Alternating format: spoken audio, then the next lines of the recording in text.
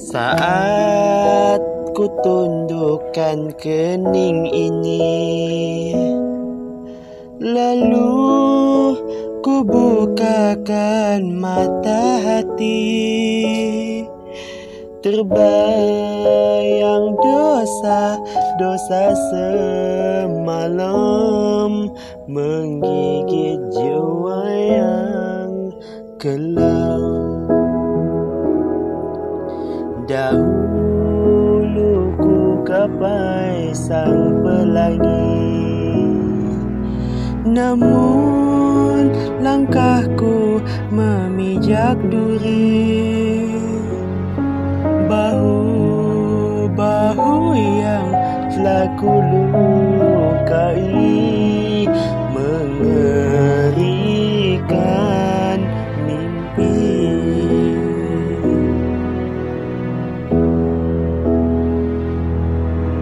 Tuhan, ku hadirkan jiwa, ampuni segala khilaf jua dosa. Padamu mudah bersimpuh, untuk insan sulit ditempuh.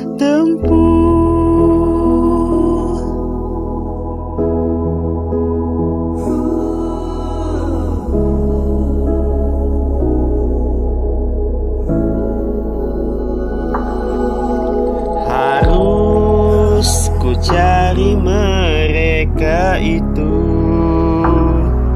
yang pernah ku sakiti dalam nafsu,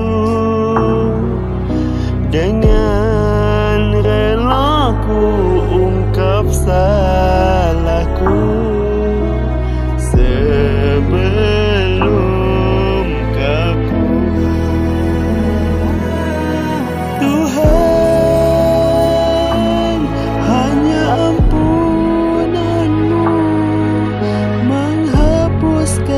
Noda hitam dalam kalbu, dengan harapku berada lebih dekat di sisimu.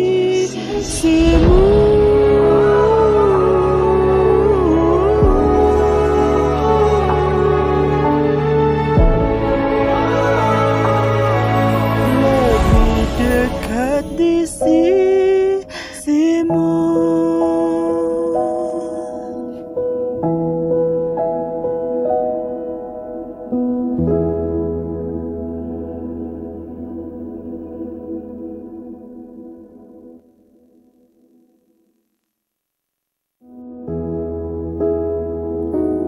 Ya Allah, Tuhan yang maha mendengar, Tuhan yang maha mengetahui setiap rahsia hatiku.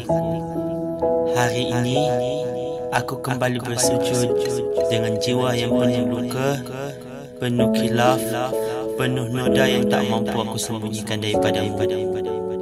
Ya Rabb, banyak sudah langkahku tersasar, banyak sudah kata-kataku melukakan, banyak sudah perbuatanku yang membawa aku jauh dari rahmat-Mu. Namun aku tahu pintu-Mu tidak pernah tutup. Ampunilah aku ya Allah, ampuni setiap dosa yang aku ingat dan yang aku tak lagi ingat. Ampuni kelalaianku, kesombonganku dan segala kealpaan yang menjadikan aku hamba yang lupa diri. Ya Allah, aku ini lemah, aku ini selalu jatuh, dan setiap kali aku kembali, Engkau tidak pernah menolak. Engkaulah Tuhan yang lebih dekat daripada urat leherku, Tuhan yang mengampuni sebelum aku sempat meminta, Tuhan yang mendengar sebelum aku sempat bersuara. Aku mohon ya Rahman, sucikan hatiku, tenangkan jiwaku, lembutkan langkahku untuk sentiasa menuju-Mu. Jadikan aku hamba yang bersyukur, yang sabar, yang tidak sombong dengan sedikit, dan tidak putus asa dengan banyak ujian. Dan jika esok adalah hari terakhir aku di dunia, maka matikanlah aku dalam keampunan-Mu, ya Allah, kerana tiada tempat kembali yang lebih indah melainkan berada di bawah naungan rahmat-Mu.